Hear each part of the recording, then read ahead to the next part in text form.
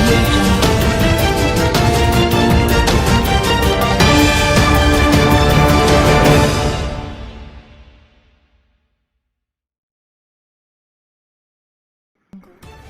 अस्सलामुअलैकुम, आप देख रहे हैं के न्यूज़ चैनल। खबर शामिल करते हैं इस्लामाबाद से।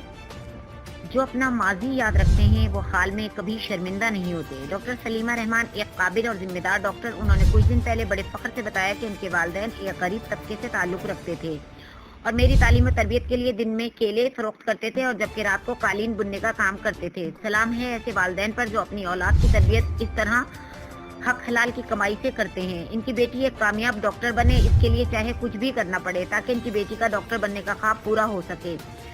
सलीमा ने अपनी मेहनत की बदौलत हुकूमत पाकिस्तान से स्कॉलरशिप भी हासिल किया और डॉक्टर बनने का ख्वाब भी पूरा किया और इस वक्त पाकिस्तान रावलपिंडी के एक अस्पताल में कोरोना वायरस के मरीजों के लिए अपनी खिदमत सर अंजाम दे रही हैं। एक मेहनती माँ बाप की औलाद और एक कामयाब डॉक्टर, ऐसे लोग हमारे मुल्क पाकिस्तान का फख्र हैं।